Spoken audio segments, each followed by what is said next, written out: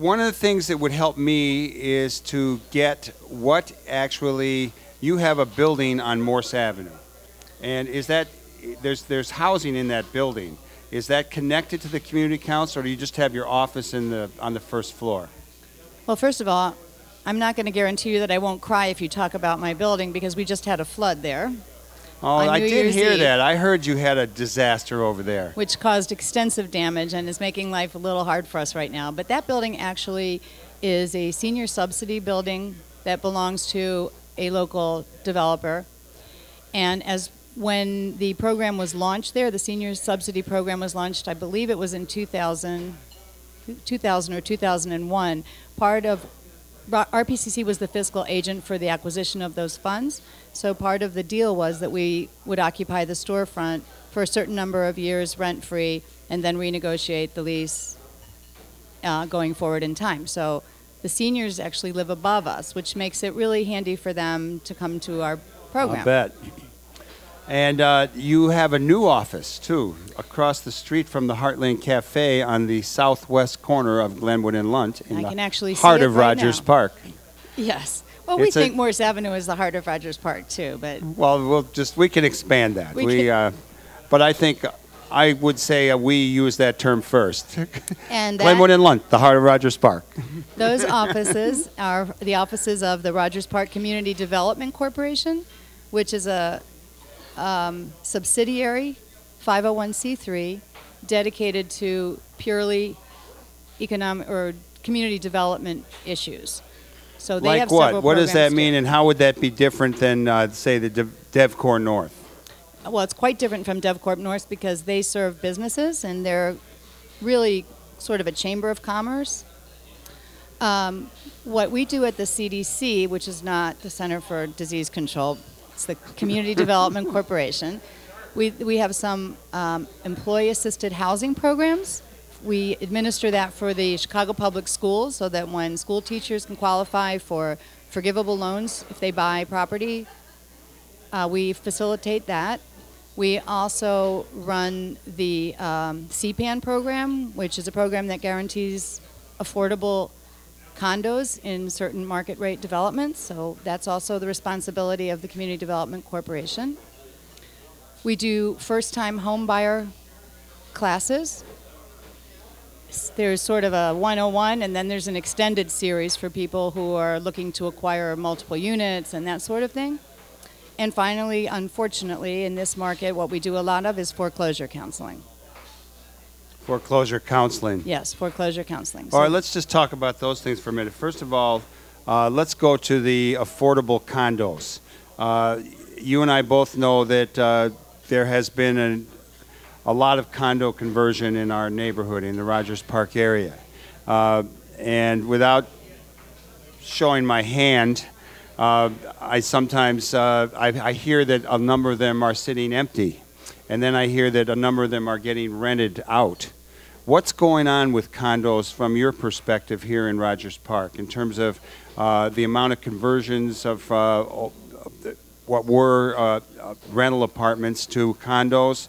How many of them are really being sold? How many of these projects are in limbo? How many of them are being rented out because they can't be sold? What's your general take on the condo deal here in Rogers Park?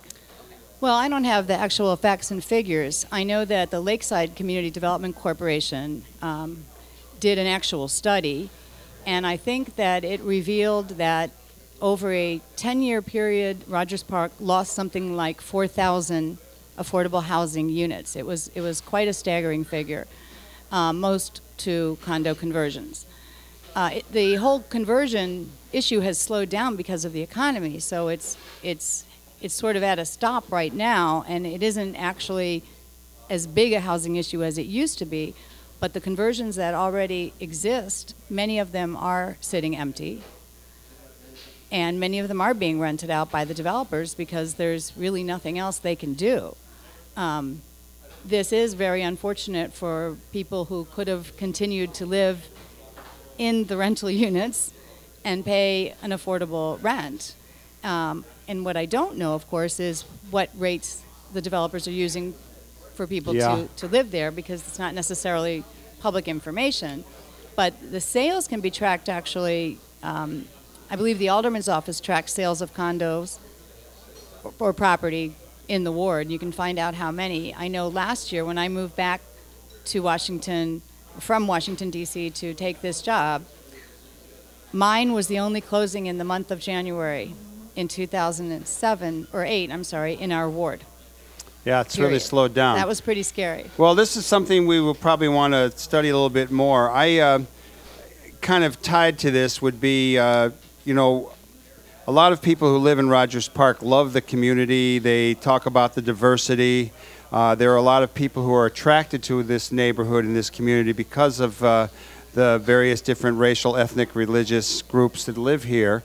I've always claimed it's the most diverse place in the city, and a city that's probably the most diverse place in the country. But I also have told people when they ask about the neighborhood, I say, well, there are a lot of people who like diversity and they come here, but they're not too big on class diversity. A lot of times, you know, it's like it's one thing to say we like the idea of all these people living together, but there are clearly class contradictions. We do have a lot of rental housing. We have low-income housing. We also have upscale condo conversions. So I don't know if that's a comment or a question, but what's your take on Rogers Park, its diversity, and the things that face us?